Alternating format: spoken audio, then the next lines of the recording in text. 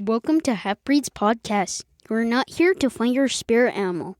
For all you people who don't want your spirit animal, sit back, relax, drink your Pepsi, eat your fry bread, and enjoy the show.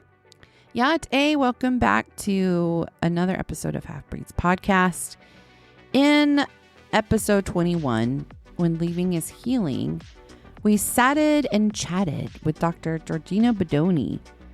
As we opened the door to her story, there was more she wanted to say and more that our listeners wanted to hear. So we returned for a second conversation. And this time, Dr. Badoni shares the real reasons behind her departure, the truths that were left unsaid, and the lessons that come when Indigenous women speak out against systems that were not built to protect us.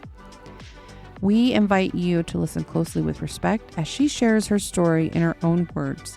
And she joins us now on Zoom from Seattle, the Pacific Northwest. Welcome, Dr. Georgina Badoni.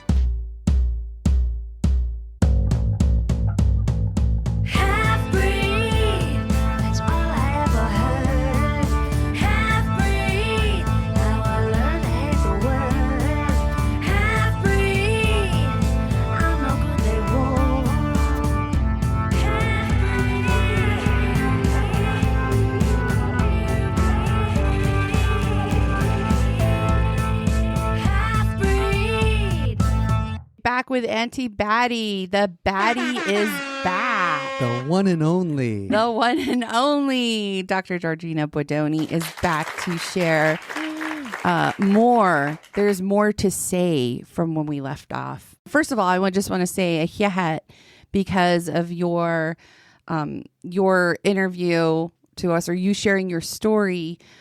People really, there was a lot of listeners.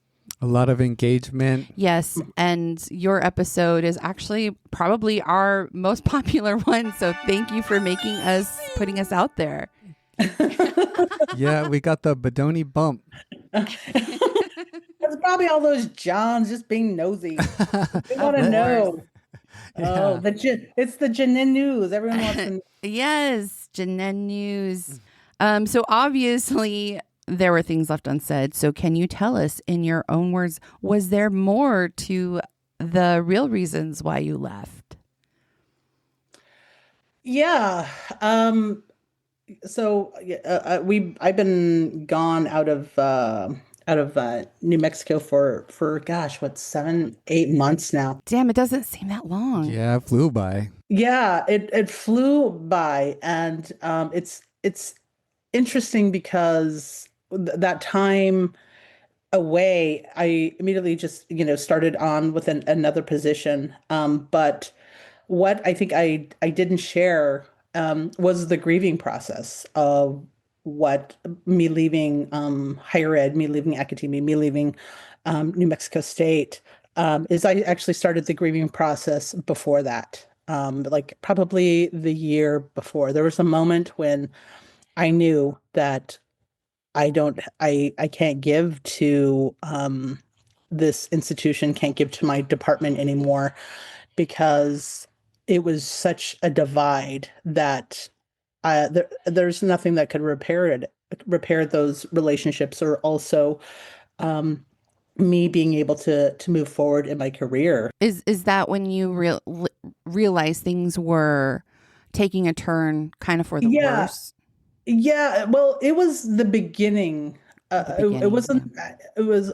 I think the worst when things shifted for me was probably May. What was that? May 23. Was it May 24? Maybe it was May 24. I don't know. My years are mixed. It was probably May 24 is when I realized that things had that at that time where I was like, okay, things are. I could feel it. What event or what kind of sparked that beginning of you knowing? I come from a, K through, and I'm going to give you a little bit of background. I come from a K through 12 education. I'm certified in 2 states. I keep both of my license, and it's a great thing that I do because of, my career change. But, it's always been about students for me. It's always been about teaching for me. It's always been about those interactions. It's always been about community for me. And in January in I think January 24, I was, getting ready to submit my packet for tenure. And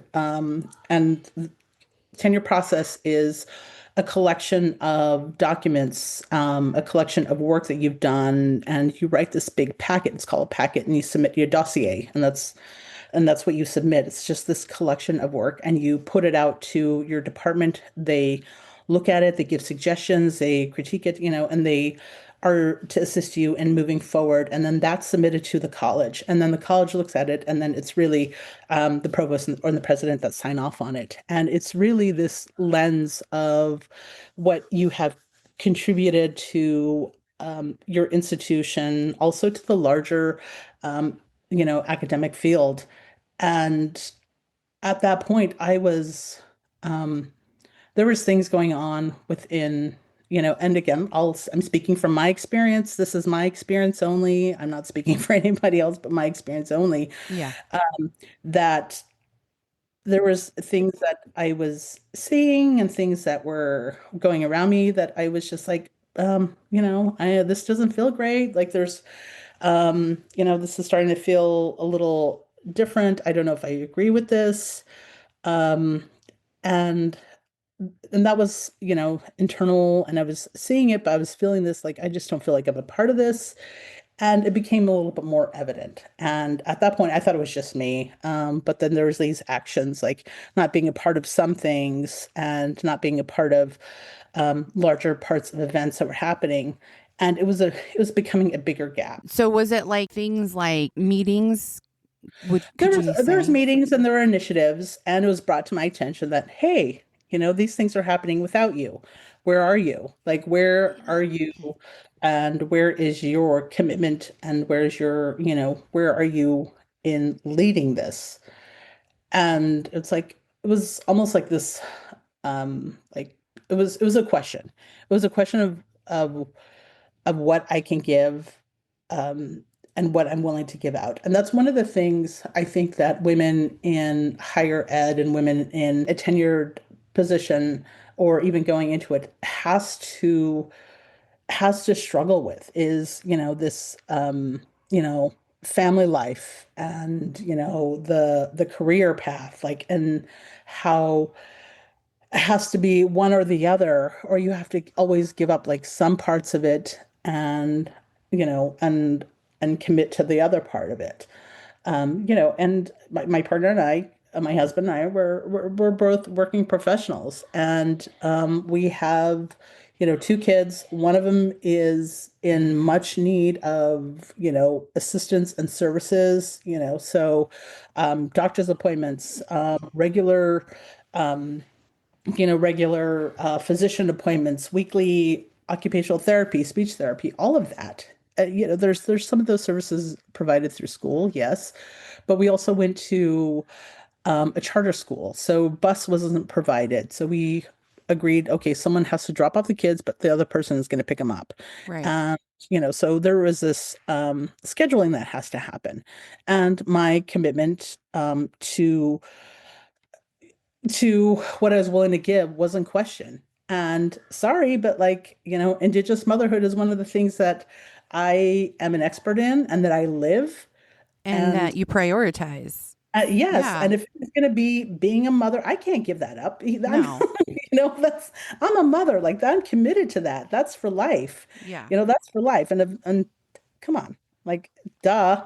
Yeah. So when you're talking about not being included, so it was just being So isolated, right? it And was secluded or not. my Yeah. yeah, I mean, Or my commitment excluded. to Sorry. mothering was more in question than yeah, was in question because I wasn't willing to commit to whatever the department, the program was involved in. And it's like, well, then why don't we shift to Zoom? Why don't we, why are we not an institution that is accommodating of these needs? And my story is not unique. I'm not the only mother in higher ed, for crying out loud. There's plenty of experts and women that talk about this of how higher ed should shift.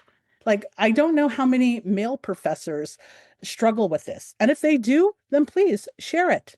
Share it because it's a real thing. And that's when I think, and that's when the conversation shifted was, um, there's some things that were going on, and I had a formal meeting, and I was in the meeting, and I can see the shift happening um, when that became a question. And then for me, like I walked out of it was at the end of the semester, it was in May, and I walked away well thinking, well, I'm not going to stop being a mother. Maybe this institution and maybe this department is not for me. Maybe I can't give you what you're asking for. Maybe I can't give you what I need. And that was the beginning of it. So I started, this academic coaching of things, and it's a great resource to look into of, asking these questions of like, okay, um, is the skills and the joy that you bring to the work that you do transferable to another position? I was like, yeah, if in fact, there's, the teaching, the community work, that is something I can do full time versus, my allocated time of like, oh, 20% or 15% you commit to this. Um, so that was the big shift. And I struggled with it. I struggled with with work. And when you're supposed to like start building up your packet, building up your research, building up your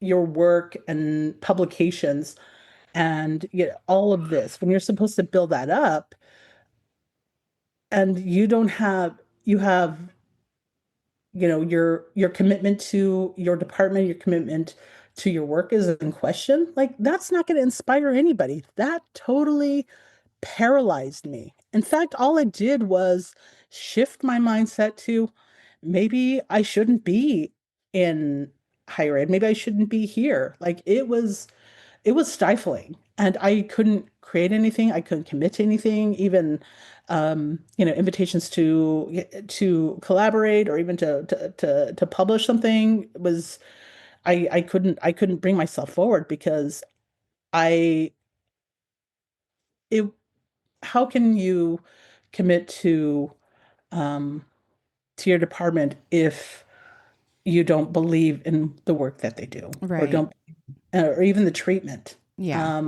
So that was that was it. So I started just kind of slowly just detaching, and I, was focused on, just doing a little bit more of the teaching component, and the research stuff was you know Secondary? Was well, it secondary or? it was more like, probably like in the peripheral, I became a little bit more selective. And that was kind of the cool thing about this academic coaching was being selective of the work that I want to do. Like not just being forced to write or forced to you know, engage in things that I wasn't interested in. I started just accepting things and looking at things that was in my area of interest that I knew that I could, complete and had passion in. So that was one of the cool things is being more selective of that work. So that was pretty awesome, and did that, and yeah, and was trying to figure out if I wanted to be in in academia, and I was back and forth struggling with it all the way until the end, all the way till the end, because there's always this back and forth, and a big part of it was my kids. They had seen Las Cruces as home, and when we had the discussion with them, like, hey, we might have to leave, we might have to move. So what are your thoughts about that? And our older kid was, he was going into middle school. Well, he was in middle school, and he was like, no, I have friends here. I want to be here. Hmm. And the little one was at a charter school and loved it. Loved his teacher, loved his team, his rap services for special ed. He was thriving. He had friends, and everyone cared for him. And we felt like he was so secure and safe there. those were our only motivations for wanting to stay. So I started grappling with, okay, then what can I do to stay? And, at that point, it was probably in the spring of what, 25, spring of, I think, yeah, spring of 25. Hmm. And my husband had, left his position, so left his job. So we were like, okay, either way, we have to leave because, we have to sell our house. We have to, figure this out. Um, and I, had the conversation with, my department head and been like, hey, I I'm asking like, can I shift my position? Can I change my position to going from a tenured position to a college track. College track is you teach your courses, you can do some of the community work, but it's not so heavily weighted on publications. You still publish, you still are engaged in research, but it is not the thing. It's mostly like, teaching. So it's a different kind of efforts that you put into it. And I asked, hey, can I do this? And because I was at that time the only um, Native faculty on campus, Yeah. there, and visibility, representation is a big thing. I was the only one there on campus. I mean, and teaching is my thing. So it's like, hey, can I do this? Can I like do this? And I was denied. I was told, no, sorry. Like, um we want to keep the line. They wanted to keep my line, the Native Studies line, and they wouldn't they it was no, it was a no. What I was offered was doing um online. I could do global NMSU with a 4-4 load, which is like teaching 4 classes, That's a lot. a semester, and without any student contact. Like, it would just be like online. Yeah. Seems like So that's it's what like, they're pushing toward now as a yeah, global. And it seems yes, like that would be more work. it is more work because there's more preparation. Then along with going global, like there's all these other things you have to complete. Like, they want to definitely be like, the quality of online courses um, is, I don't know if there's a certification for it. Like, I think there's a thing like Quality Matters is a big thing, which is, kind of making your presence online, a little bit more, polished and a little bit more sexy. I don't know, but it's a whole nother different thing than online to in person. And that did it. Like that was it. I mean, that told me exactly like my worth, my value, what I had given. And I had the option. I did have the option to extend another year, but I would be extending another year in that department. And I couldn't do it. I was like, nope, I'm not doing it. So would you say it was that lack of support that led to your decision to leaving the university, or what behaviors? Like, what behaviors did you see? Well, for me personally, like I can only speak from my experience, is there was, I mean, there was relationships that were falling apart, before around me and before me. Like when Native Studies was going into when Native Studies was leaving anthropology and going into a different college and into a different department, and the creation of Best, there was all these like, we all had best intentions. We were going to build this like, department that was going to be The best. amazing. And all of us were, were hopeful. And I say all of us because there was many people in establishing that. There was a lot of like people. It wasn't just, two people that created that department. There was a lot of people that created that department. Hmm. Oh, yeah. It takes a community. Yeah, it takes a community of everybody. Yeah, it's me and another, faculty experienced the most violent in that move. And Yeah. um but prior to that move, like I was warned. I was warned, are you sure? Like this is, I think we're I think Yeah. in the words of like Vine Deloria and his book, Custer Died for Your Sins, is anthropologists and friends. Mm-hmm. And it's like here we're always questioning, the intentions of anthropologists and archaeologists. Okay, but that's not where Native studies experience the most violence.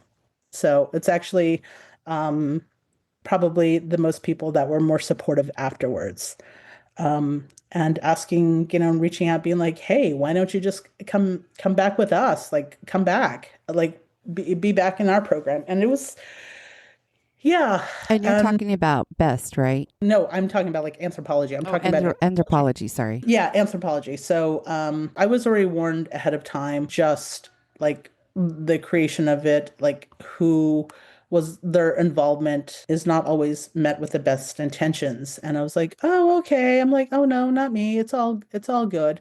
But now that I see it, I feel used. Like I feel like our program is used, because we entered that program, that department with numbers. We were already established as a minor and as a minor with with master students and undergraduates. So we were already bringing in students, and we have continued to bring in students. Our numbers have always been solid. There's always been wait lists for our courses.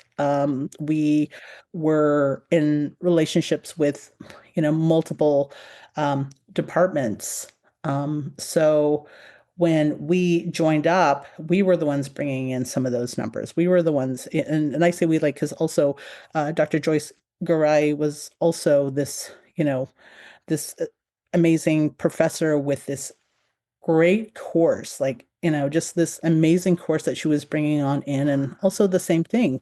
She had the numbers and she had the students. And I hate to say this, but like, it's really, um, universities and institutions are like kind of this business model. They need the numbers. They need to see um, those student numbers to make things happen. And that is true because you need to, hire faculty, you need to do all this other stuff. But They're a business model, but they have no qualifications or Mhm. experience in business. and kind of going back to like the previous stuff about like, my departure is when I was reflecting on my packet and reflecting on um submitting my packet for tenure, I'm not only was I had lost just any inspiration and belief in wanting to move forward in the place that I was, but also thinking like, the work that I've done here, it's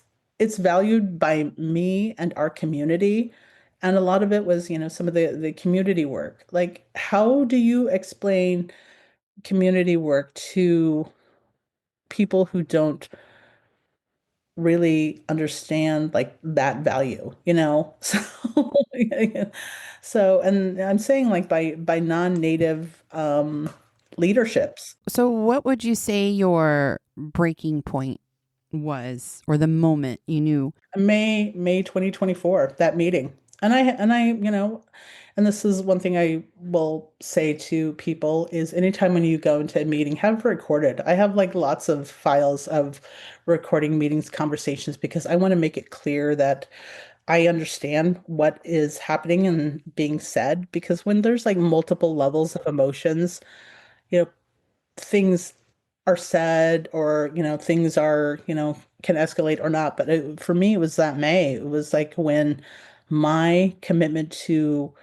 the department and my mother ring became in question.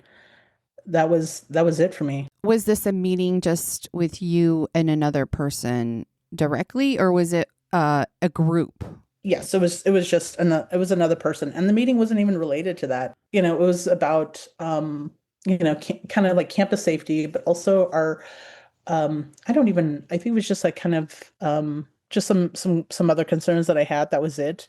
And that's when I knew because the shift. I was told that I needed to step it up, that I need to be more present and step it up as a director of Native Studies. What do you feel like they thought you weren't doing?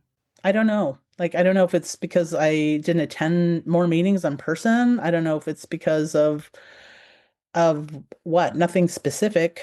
Um, nothing, it was never brought to my attention before that. And that is, I mean, if you look at my evaluations, it doesn't say that.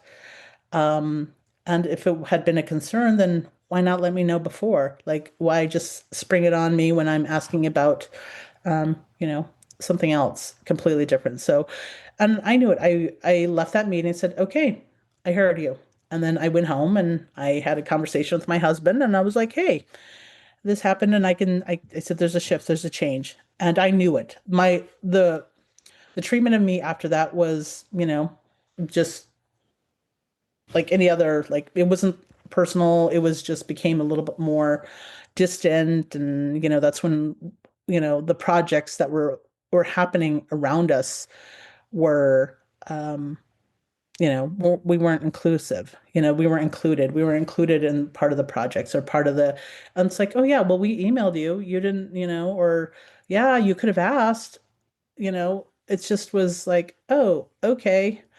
And then also acts like we wanted to bring back Indigenous methodologies that we were denied. Can you share the reasons why that was denied? Do you think it's because there was already decolonial methodologies taught? Yeah, and decolonial methodologies is a graduate course, and it was a graduate course, and I know that they cover indigenous methods, but I think I don't know. I think it's only like committed for like only so long. It's not like that's the whole course. But what we were trying to do, my colleague, Dr. Catherine Montoya, and I were wanting to bring that back. It was already in the system, it was already in place. All we needed to do was, just update maybe the language in the course description, the syllabus. And, Dr. Montoya is amazing. Like, she is just amazing in the work that she does and how she comes in with with with that knowledge, with that expertise. So we were excited because she was also new faculty, Yeah. and um, and it's really her thing. So we were like, yes, excited, let's do it. And we were not getting confirmation. It's like, yeah, we'll have that discussion. We'll have that discussion. And then, I we yeah, we were denied, and Yeah. that is also telling because when you prevent Indigenous Native people, Native faculty access to teaching Native study courses that is already established, Indigenous methodologies in our program. Come on. Yeah. That's And that's a barrier. That is a that's right. Right. And I was going to say, I agree. Dr. Montoya is great. And a little personal shout out. She's amazing just because she was on my committee too. So anyways, at your recommendation. But for our listeners, I was going to say if you can elaborate on the difference between Indigenous methodologies and decolonial methodologies for just how those two are different and how Indigenous methodologies is important to teach within the department or the program. well, indigenous methodologies for Native people, taught by Native people, is all of it. That is core because when you have a non-native person talking about interpretations of what indigenous methodologies is, like, come on, like that's not what it is. There's so much more. That's why it's important that we have ownership of this, that it is taught by Native Indigenous scholars, and sharing that, because otherwise the interpretation and what they think Indigenous methodologies is completely lost, because you can't share where Native Indigenous people come from. like Right. like how we connect to so much more, so And it's it's really about relationships too, is what I come to learn in my experience with using Indigenous methodologies versus decolonial methods. Decolonial methods, it just seems like it's more broader. Whereas, yeah. Indigenous is about relationships. Yeah. I mean, it's very broad. It's very broad, and I don't know what I don't know how the course is taught, but for Indigenous methodologies taught by Catherine, she comes from this framework, and she's Dinesh, she's Navajo, and I've met her family, so I know where she comes from, and how her relationships are with her family, how it is her relationships with her grandmother, with the land she comes from, with her kids, with her scholarly relationships, even with me, where she's a relative of mine by clan. And that's one of the things that we did was like we had that clanship, that kinship, so I looked out for her, and she stood with me. We stood together in all of this. Um, so you bring that into your work. That's where you talk from, and that's how you connect with your students and how you move the work forward. It's it's that respect. It's that relationality, it's that responsibility that we have. Mm-hmm. Um, and that is the big, I think that is why it was so important to us to have that course, is because we knew how it would reach our students. And when you prevent Native scholars and Native students, and also non-Native students, from access to Indigenous knowledge created by Indigenous people, Mm-hmm. what the Yes. fuck are you doing? Right. What surprised you the most about how it all unfolded? I think what surprised me the most is I believed in it.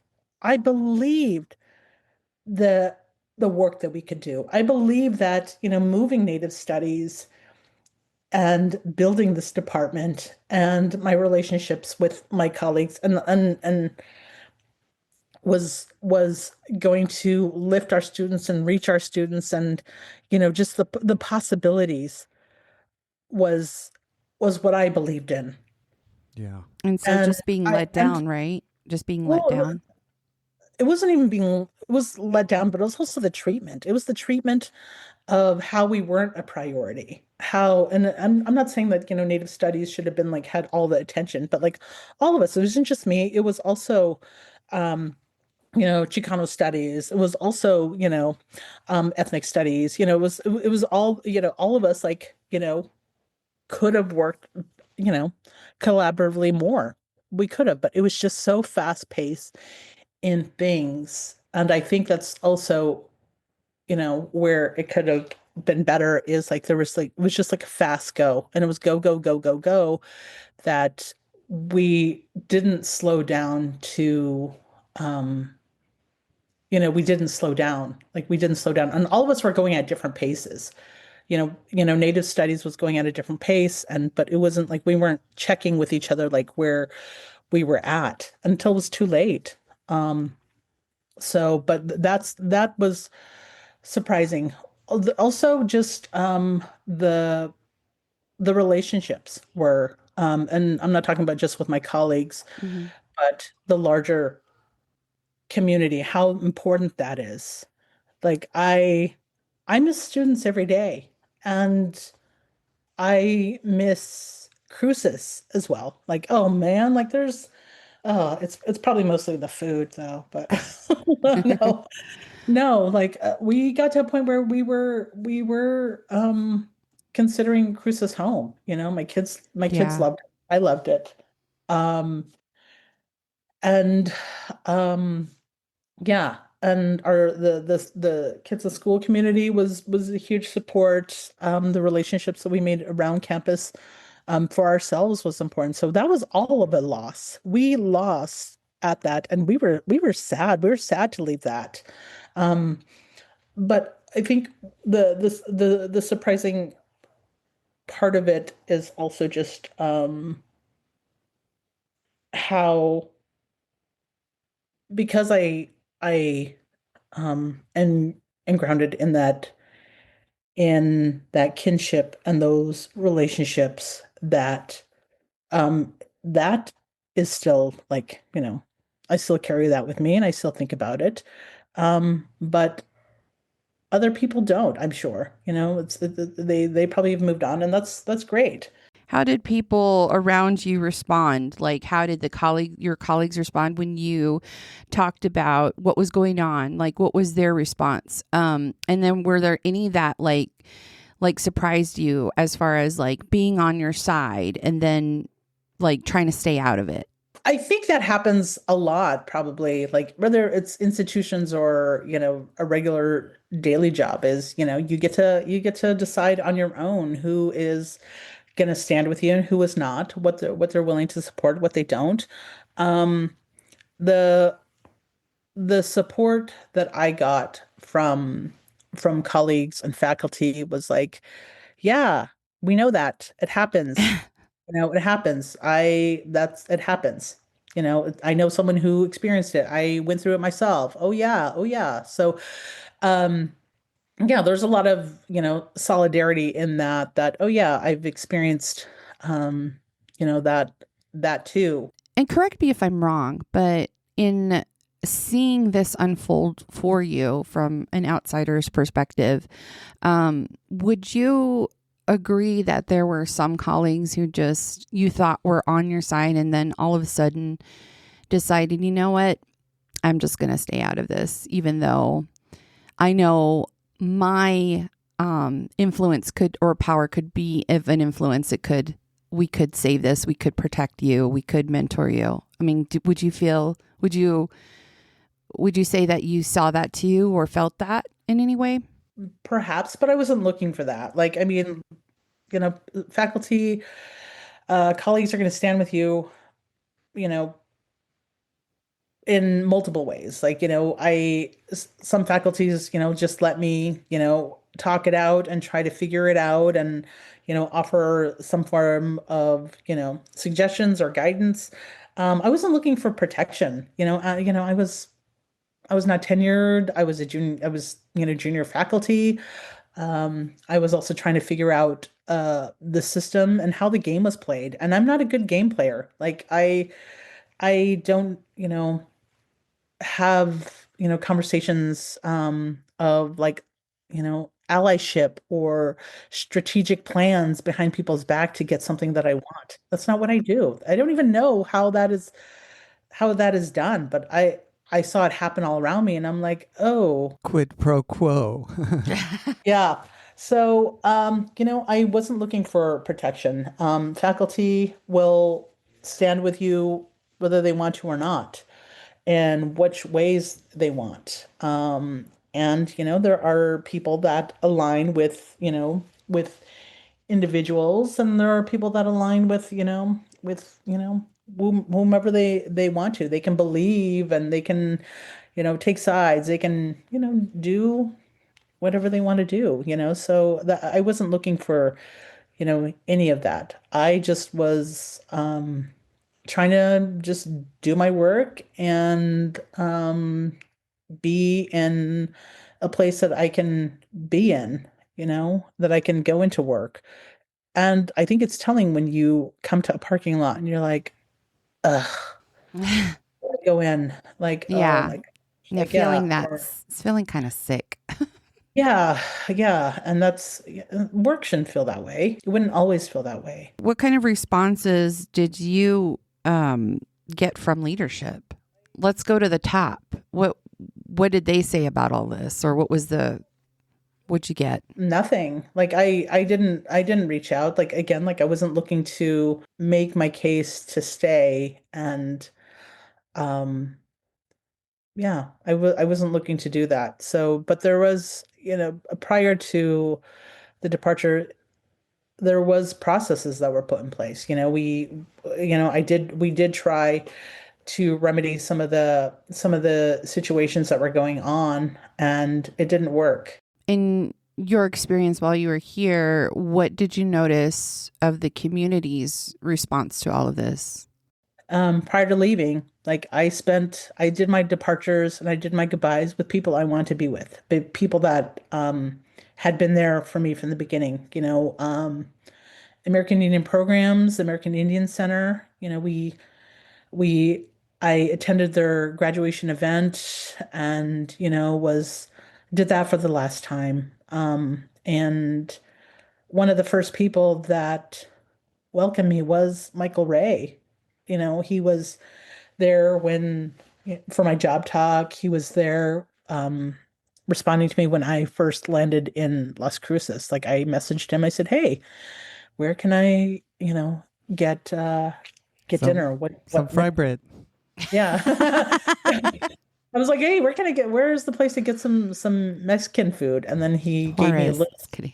Yeah. And he gave me a list and that was it. Like he introduced Chachi's brisket tacos into my life And you were hooked from and I there. was hooked. I was hooked on that. Like I was like, man, that is amazing. So that changed my life. And I came in with him and I left him, and he's now has gone too, I heard. So Hmm. many changes of the university since I've left. And that's sad. I also said bye to my students. That was the hardest, I think. Hmm. Um, and I still have students that have messaged me, students that have requested to be my friend on social media. That's kind of funny. Yeah, and yeah, so that is really really it. Like that was the biggest support. That was also the hardest support to leave, and that's I chose to spend people just to say my goodbyes with people that I knew supported me and that really had good intentions. Even anthropology, I had lunch with them before I left, and before I left they're like, come back. They're like, we'll take you, we'll have you back. And that says something. And I know we have our criticisms of anthropology and being our friends, you know. But Yeah. yes, yeah, So, moving on to power systems and accountability, how do you see this situation reflecting a bigger pattern for Indigenous people working within institutions? I don't think this is new. This is just my story, what I experienced. This is happening probably at every institutions at all levels. It's just the way it is when you have these Western institutions that are created for non-native people. It's going to happen. It's going to it's going to happen, and it's going to challenge the way that Indigenous native people are are to perform in these spaces. Like competitiveness, talking about people, treating people the way that they do, um, judging people and saying mean things about people. Like that's not what we do. Like that's not, that's not what happens. It's And what as much Gabe does. Every chance I get. Just No, kidding. I agree with you, Badoni, that this isn't something new, and it's goes on in other organizations and institutions. What do you think organizations get wrong when dealing with like situations like this, like yours?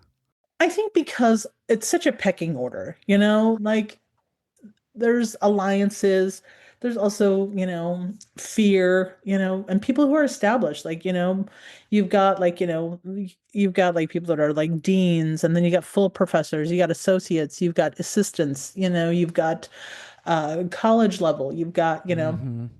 adjuncts. So there is a pecking order to all of this. And as much as there's we don't want to be classist, it is. like, how you, yeah, there is. And when you are like a full professor, you are protected because, you're Mm-hmm. protected faculty. And that's going to happen. I know other professors, other colleagues, other friends who are working at other institutions that are doing amazing things, that are getting the support. But Mm-hmm. again, that's all surface. I know this because I see it, and we've talked about it. But when you get into the into like really deep conversations, they exist. That's why people, Native people leave institutions, probably because of the level of violence. And but then there all is also like institutions that are very supportive. Like, I think if Native Studies had been in its own department on its own, then it could have been so much different. Like, I mean, I'm looking like other institutions like U of A or UNM, UNM, who has, you know, uh, a native department head, Dr. Tiffany Lee, who we have worked with. She's brilliant, she's smart, and she gets it. So if you have leadership that gets the mission and gets the vision of what you want to do for your students, and I say students because that's what we should be doing Mm-hmm. in these institutions, is fulfilling what our students' interests are, what they need to graduate, what they need to be like, for as thinkers, all of this stuff, yeah, right? So um, we have a Native department head, Native faculty. Man, that's the dream team there, and the possibilities is awesome. I want to ask if those in power had listened or had been more understanding. So essentially, I mean, let's just pretend like hypothetically, like this happened. Obviously, you would have stayed. So what visions did you have for the program or for future Indigenous students, staff, or faculty? What did you see, or what did you envision? Yeah. Catherine and I, Dr. Montoya and I, we had a plan. Like, our goal was to keep continuing building up our program, establish, more contemporary courses, have an online presence. And she's done that. Like, the Dr. Montoya's like online presence has been amazing. Like, her enrollment and how much of a percentage she has lifted among going global is huge. It's kind of it's huge. So what we were wanting was to and develop more courses, but also at some point be independent. That was our goal, was to be independent, to not be in housed under an ethnic studies programming. Yeah. So that was the goal. That was our vision in our 5 or even 10-year vision. Like, that's what we had discussed.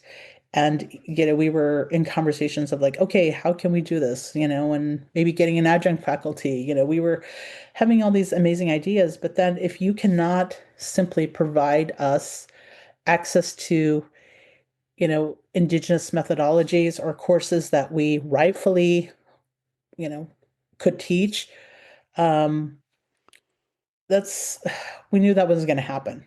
We knew that was going to happen. We were, yeah. So that was what we wanted, was at some point to be independent. Yeah. I think it would have been a beautiful thing. We're just heading into a personal, like more of a personal and cultural lens or perspective. What teachings or values have helped you navigate through such a painful and complicated process? Is my family. Sorry, but I come home to them. I do the work for them, Mm-hmm. and the work that I do is inspired by them. Those injustices. Um, so yeah, is that, and I also had to also do my own like kind of bouncing back, spiritually. I also, seek medicine men, who have cleared some of this stuff up for me, that have guided me in a direction that is more healthy. It's more healthy for, my family. It's more healthy for me. When you're in it, like you don't see it, like you don't see it. And perhaps if I was at a different institution, it would have been different. And I hear a lot, like people are like, "Oh yeah, but that happens at every institution." Does it really? Like, okay, and perhaps it does. But if it's within your own, leadership, your own department, like it shouldn't be that hard. It shouldn't be that hard.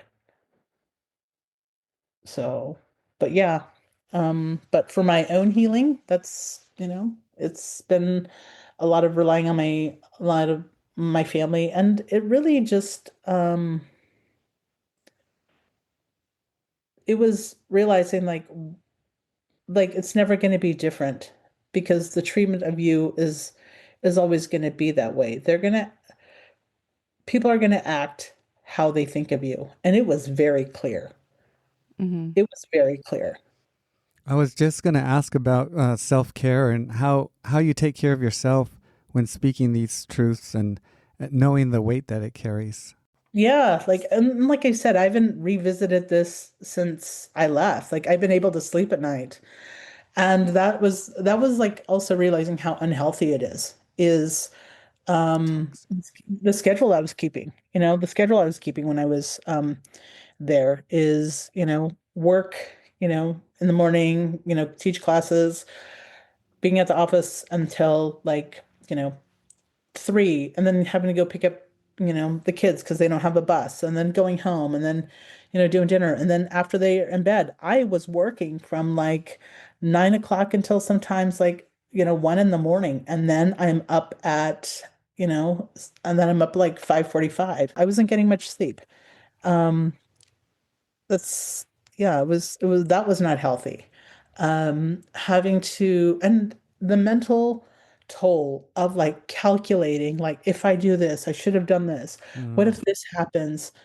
Realizing, that I have no control of that. Like people are going to do what they want to do, and I held no power. And that's what I knew. Is like I could complain, I could file stuff, I could, that stuff, doesn't get anywhere. It does not get anywhere. I wish like I had more faith in, what is it, the Office of Equity, whatever, Not anymore. yeah, yeah, yeah. Is that's not going to go anywhere. I can complain to my dean. I can,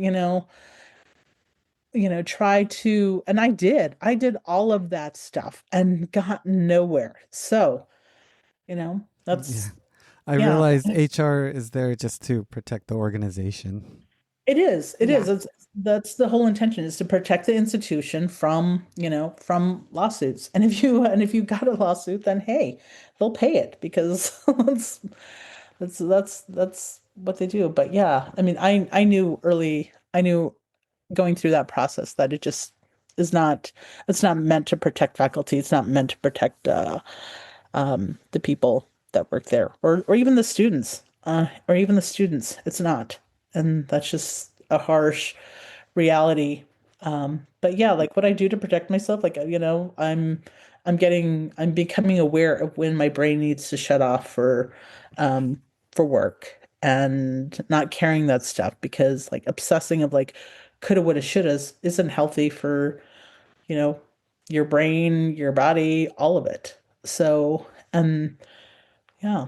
So that's it. I'm making sure that I get some sleep. I'm making sure that my commitments are only from a certain time to a certain time. And also surrounding myself by people um that are going to be like kind. And even like work now, there is structures put in place. Like work in a place that has like, policies and procedures, so that way, That are actually followed. that are followed, that there's Right. accountability. And that makes a huge difference. That makes a huge difference on your mental health and all of it. That's Yeah. part of Indigenous methodologies too, is holding those, being accountable, not just for relationships, but for everything. Yeah. And, I'm not gonna, I'm not on here to say that I didn't have any responsibilities and that I wasn't also, responsible for some of this. I made choices. I made choices too. Like I made choices like um to put some of maybe my work in the back burner because, I do have I do have, a family, but my family's always going to be there. The work Yeah. isn't, so that's fine. Yeah. Yeah. So moving forward, what would you say to others who are facing similar experiences in their workplaces or within their communities? And would you say that this would probably be more for Indigenous people who are facing these experiences? Yeah. I don't have like anything like enlightening to say. I would say definitely like anytime you go, one thing I've learned is anytime you go to a meeting, record your conversations. That way, if there's a question of like, did I hear that right? Am I being gaslit? Yeah, record it. Record those conversations. That's just me though. And yeah, so record those conversations because it actually could end up, protecting you. Um, Well, just to let you know, I'm recording this conversation right now. oh, yes. Oh, I didn't know. You have Oh to. no. You don't I take back everything I said. I'm just kidding. I'm just joking. Not the lie, just joking. Holy shit. Yeah, yes. Yeah. I think, you have to protect yourself. Like, I mean, I don't want to be jaded. But know what is value to you. Know what is a value to you. Know your boundaries. Mm-hmm. Definitely know your boundaries. Like, any type of professional work, like know that if work starts at 8 and ends at 5, that is it. Like that is your work commitment and go into that. And then the moment 5:01, shut it off, and have a routine, like have something that you do like on the way to work or on the way back. One of the things I've been practicing is one good thing. Like what is one good thing that happens in my day? Because there's dumpster fires, there's shit that still goes on. Every There's day. every day in every job, but you have to like come away with a great takeaway and and come home to your family. And it's a great feeling to come home to. Sometimes, just kidding.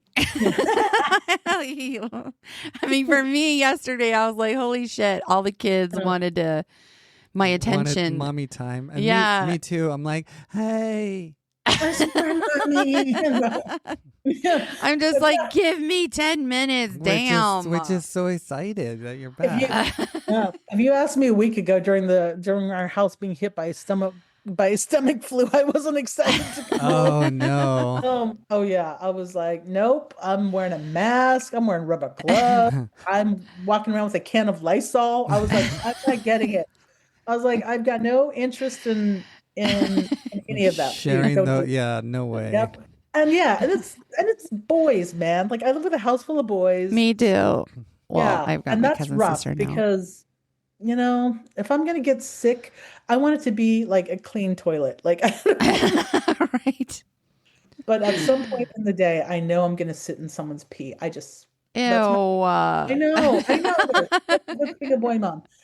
But yeah, I mean, like going back to it, but like having boundaries, like that's one of the things about my academic coaching is like having boundaries. Don't have your email on your phone.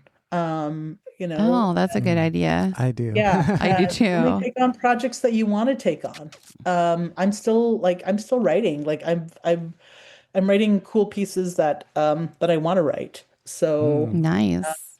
Yeah. So it's a little bit more freedom. And that was like what I was Well, process of, yeah. if And you being away.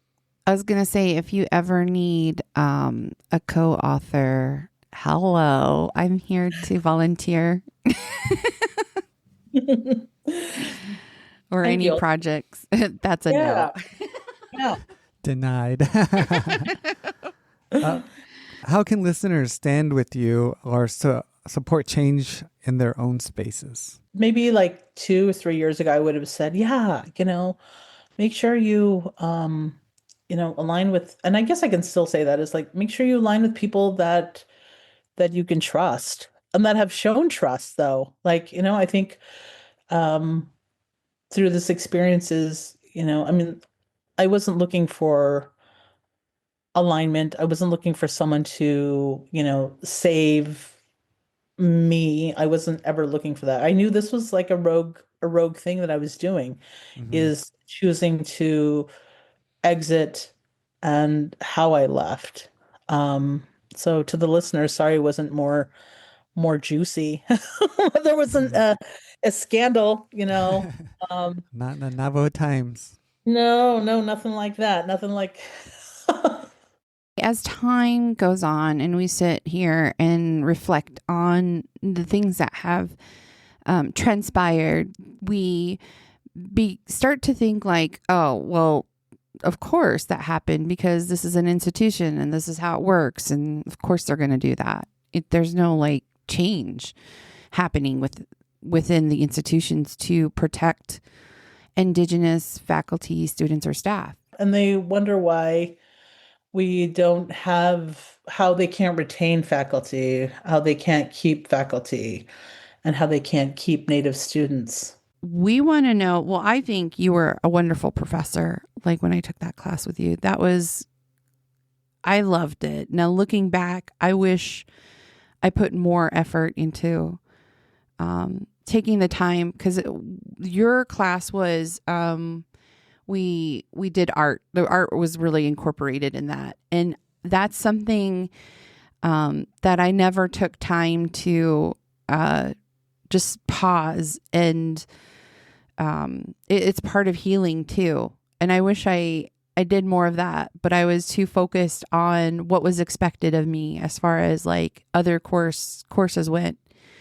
But you were a wonderful professor, and that class was so much fun. And I do want to continue, like, watching Indigenous movies and putting my interpretation into art.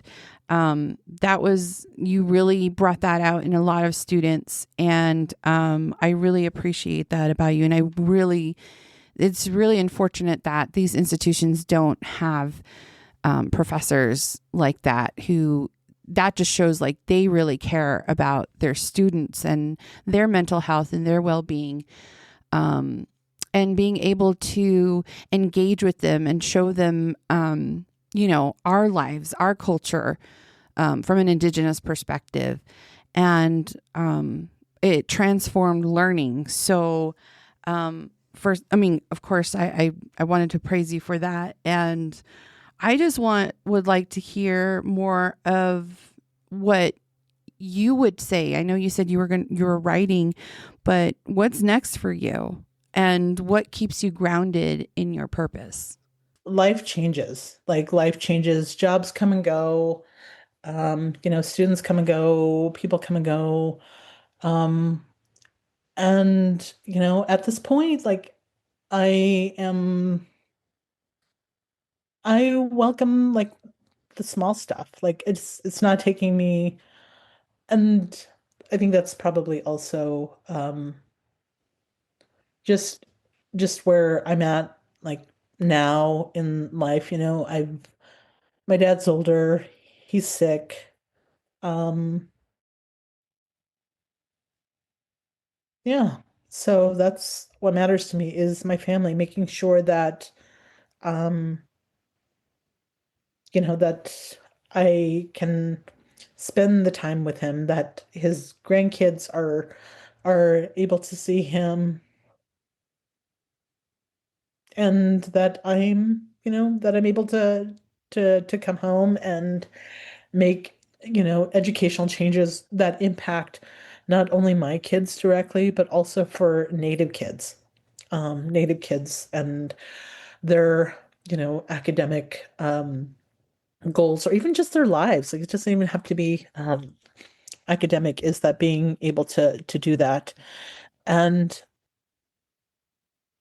and for the larger, part of it is just continuing to do in small or big ways to contribute to the to Native studies, to Native work, and to the Native people. Like, we're now in the Pacific Northwest. We live in Seattle now, and the work that is required here is making sure that, I'm able to elevate the tribal nations here in this region too. And that's through work, but also through like our own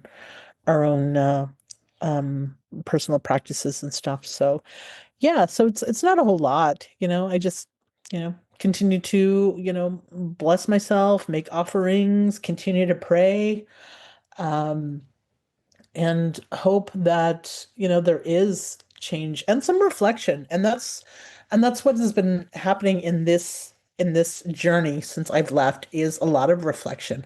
I know I've made mistakes. I know that, this is not an independent thing that has happened, but I see that. I want people to do that too on their own. Is that there could be, um, you know, better or best practices that could be happening.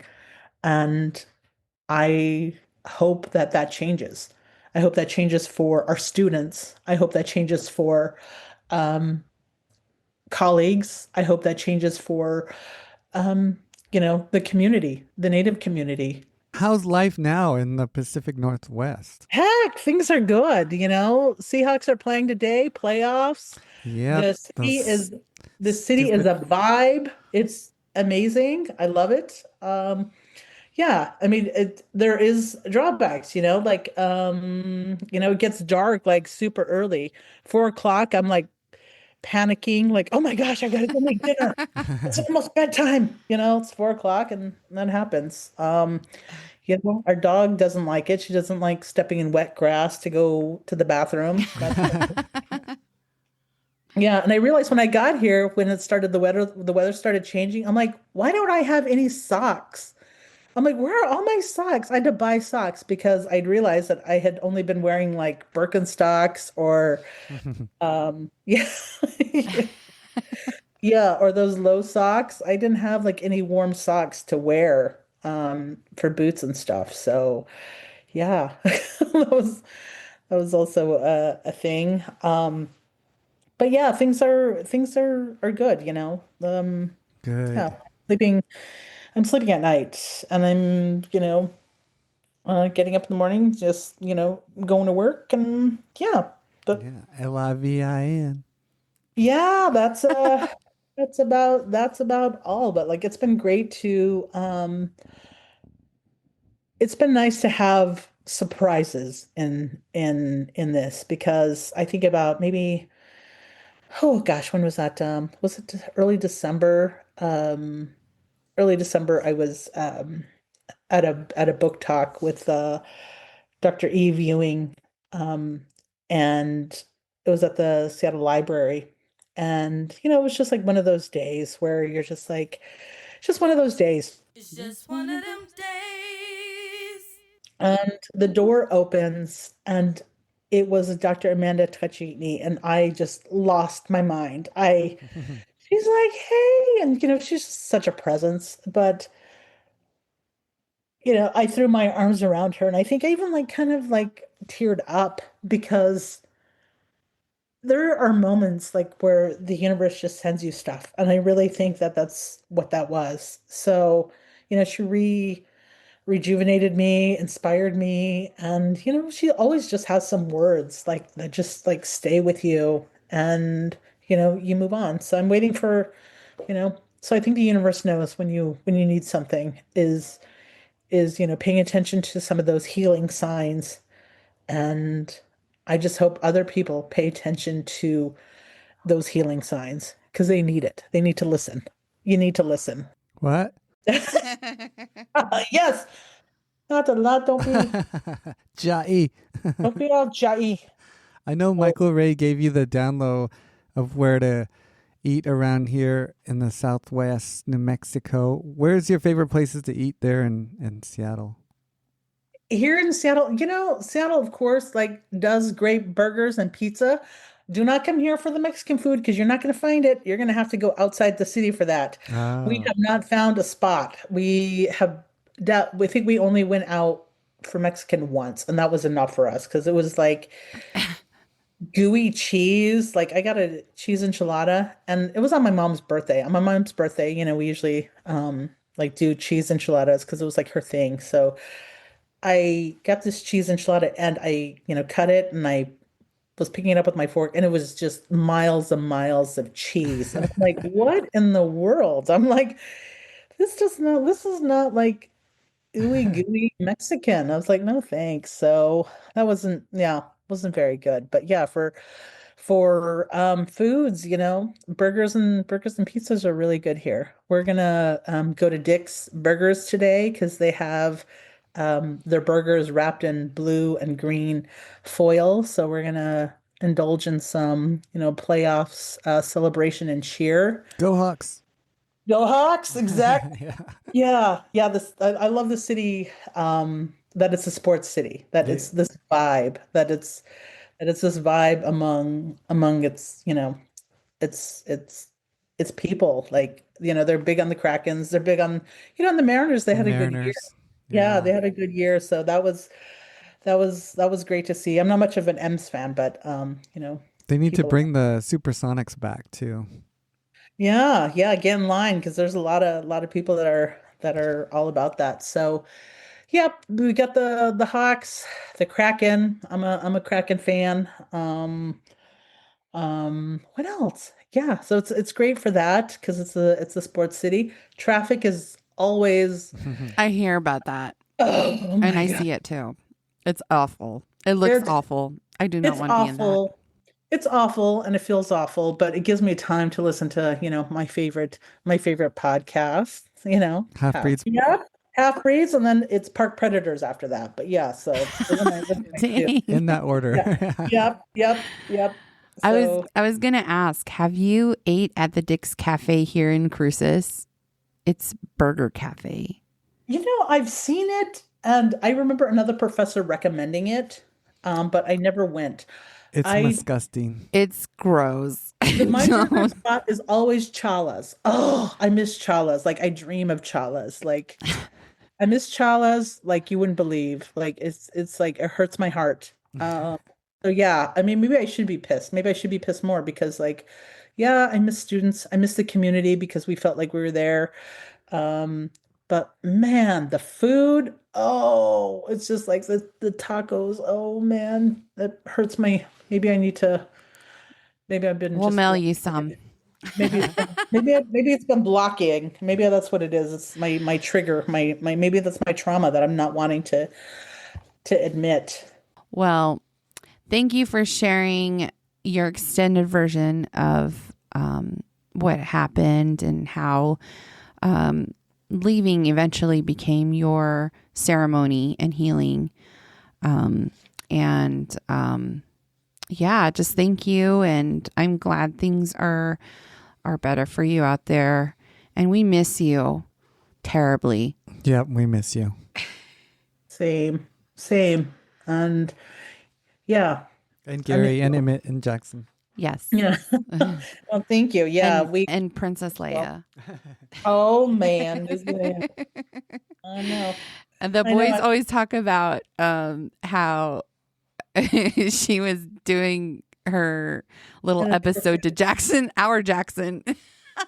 I know. Jackson's getting a history of some questionable behavior, so I I don't know. don't know if I can blame my dog entirely for that. Yeah. Your dog started it.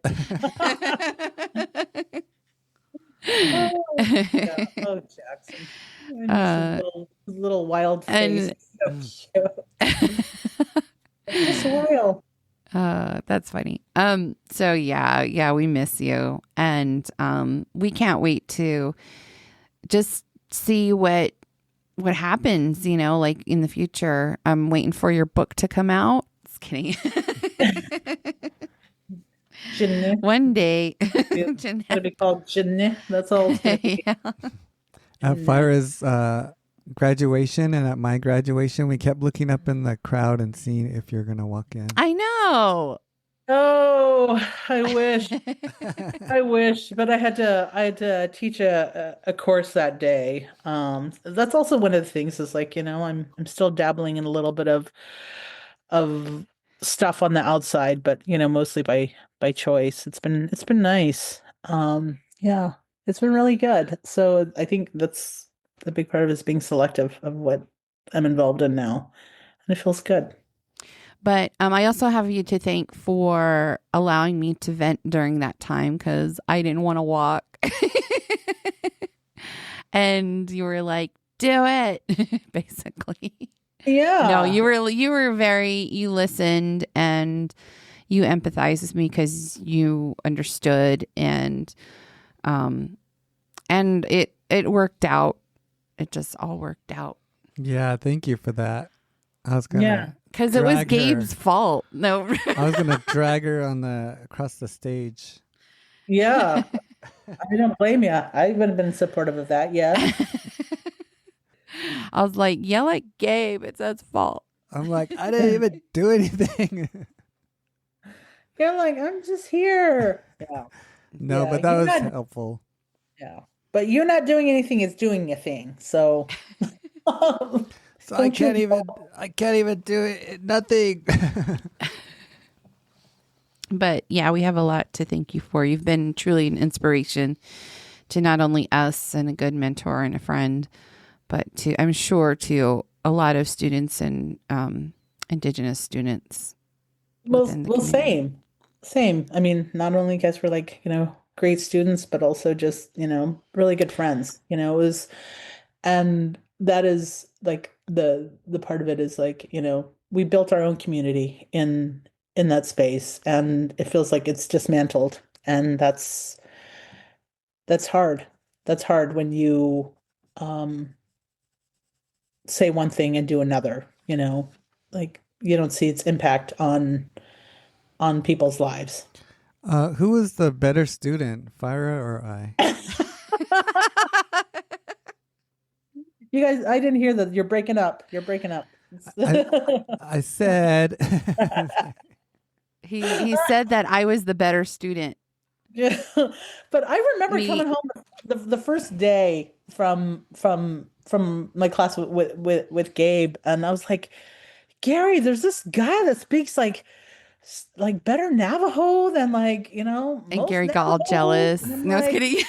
oh, dang, that guy. I'm like, I don't know. I was like, think he's Navajo, or he's like, why? I don't know. He's both. I don't know. Like, I was just like, he speaks Navajo, and Gary's like, really? I was like, yeah.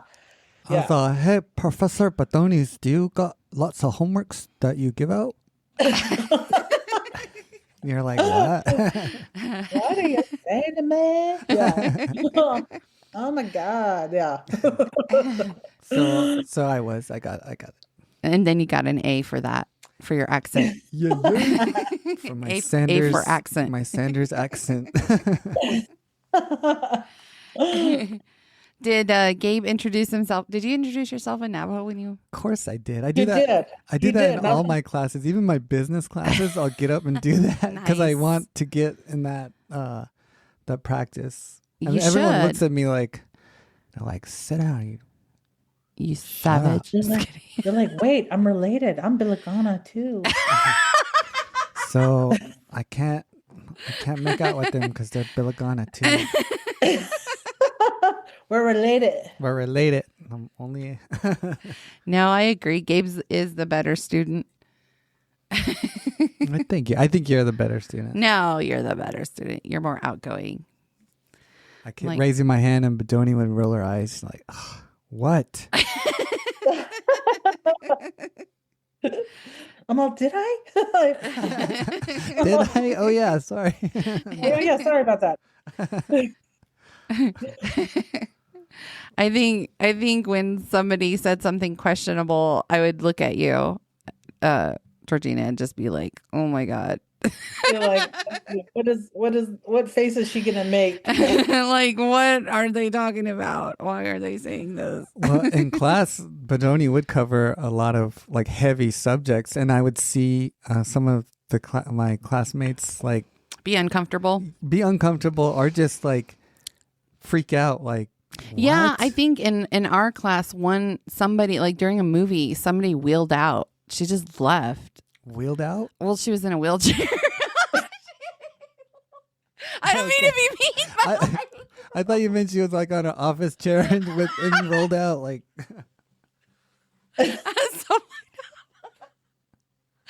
And she left. She was so uncomfortable with what I forgot what movie it was. She just left right in the middle. It was during a heavy part. I don't remember. I thought it was early on. I thought it was one of the early movies. I'm like, I don't think it's. It was. Oh my gosh, which one was it? I got to look through it again. But yeah, she just left. Let me look through my art book. Oh, you got your notes? I got my art book right here. Oh yeah, her book. The visual journal, yeah. My visual journal, which was fun. Yeah. Yeah. And it might have been during Smoke Signals or even Dead Man. I don't know. I think it was Dead Man. Yeah, she was just really uncomfortable with all of that and just left. Maybe I think it was Dead Man. Oh, Gary Farmer's going to be here in Santa Fe for Dead Man. They're going to show a screening for that, and he's going to be there signing stuff. I don't know if that has already passed, but I don't know. I went to a screening of Last of the Mohicans and I watched it with Wes Studi. He was there. That was cool. Oh, cool. Really quick, I want to end with something that I found on one of the social media pages of the biggest employment lessons. And it was some of the things that we talked about. And these are lessons that, like personally, I can say that I've learned the hard way or I've learned later. But here are the biggest employment lessons. Number one, just like Gabe said, HR isn't there to protect you. They are there to protect the company. Number two, document everything. And I think that's what, like we talked about, record your meetings, conversations, just document everything. Number three, food is not a reward for hard work. Unless it's Little Caesar's pizza. Right. Then you're just doing an amazing job. Number four, it says do the bare minimum or you'll get rewarded more work. And that has happened to me. Same. Number five, use them sick, vacation, pay time off. Use them. You use it. You earn the PTO. Use it. Number six, everyone is replaceable. Number seven, keep them emails. Number eight, your family is more important than any job. And that's just something that we talked about too. Number nine, some of your coworkers secretly hate you. Number 10, never stay at one job longer than 4 years unless the pay increase is substantial or unless it's something you really love to do. Number 11, don't let them promote you in title, but not in compensation. And number 12, keep your personal life private around the workspace. Don't overshare. I think that's important too, but a lot of people break these rules. So that was something I found about the biggest employment lessons. I think we all learn that in some way or another, but just keep that in mind. Thank you. As always, our lines of communication are open for everyone. Drop us a line, drop us an email, shoot us a comment, like, favorite, prescribe, all of that stuff. Our email is halfbreedspodcast@gmail.com. We got our Instagram. We got our Facebook. We got our website. And we have a TikTok. Oh, TikTok. I do check it But y'all need to be on there asking questions. And I guess that's kind of our fault too, but we will we're going to be doing videos. Just be patient. In the near future. And we also have a YouTube. So that channel is set up, but it's there's only a couple of things on there. But like, favorite, prescribe, engage, Do it. questions. All right. Thank you. Yeah. We hope you enjoyed this episode with Dr. Georgina Badoni. She's reminded us today that truth-telling is powerful, but it also carries risk and responsibility. And we're grateful to her courage in sharing not only what happened, but also the teachings and strengths she carries with her. For our listeners, we invite you to reflect, how can you stand with those who speak out? And how can we all push institutions to do better? Thank you for joining us. Yeah.